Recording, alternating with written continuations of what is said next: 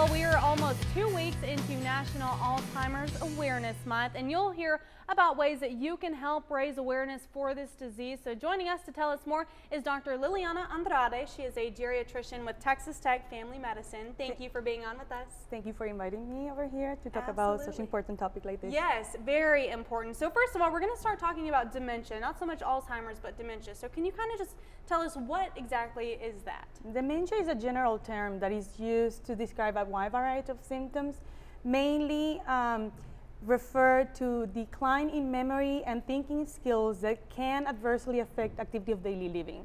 Okay. There are different types of dementia, and the most common one is Alzheimer's disease, Right. which we are reaching awareness this month.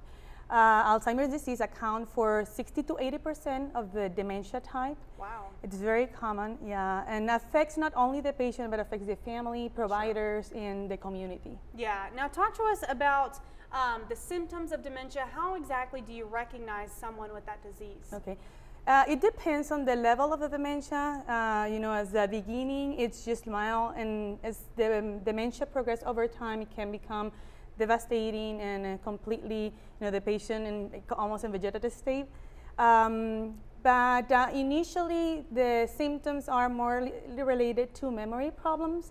So they have difficulty learning new information, recalling that new information. That's why they become very repetitive. They ask the questions over and over. They misplace things.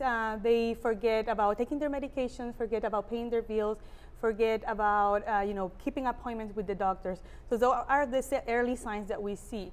They can also have problems with communication, so they have trouble finding words. They become isolated and withdrawal because they don't want to be in the community, because they feel ashamed that they cannot communicate well. And they have this trouble. They can have poor judgment, and that's why they can be scammed easily. Yeah. People can take advantage of them. They can pay a big amount of money, Wow. telemarketers and things like that, and I have seen that personally. They can, because of the poor judgment, they don't like to bathe, they don't like to clean themselves, so that's why you see hygiene issues too. Sure. They cannot focus, they cannot pay attention, so that's why they can get lost easily, while Sure. driving. They have problems doing familiar tasks at home, like cooking, a certain recipe that they used to do. It's very hard for them to do it.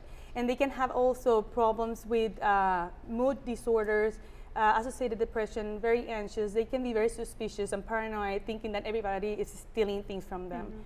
Now, a lot of information, and where can we get more on this disease? Well, there's the Alzheimer's Association webpage, the alz.org. They provide a variety of information, and not only Alzheimer's disease, but all the different types of dementia. We also provide information during January and February. Good. We give some lecture series Okay. to the community. Everybody who is interested, they can contact Texas Tech. Good deal. Well, thank you so much. A lot of great information, so you can go to that Texas Tech website or the Alzheimer's website as well to learn more on that. All right, that is all the time we have. Stick with us. We'll be right back.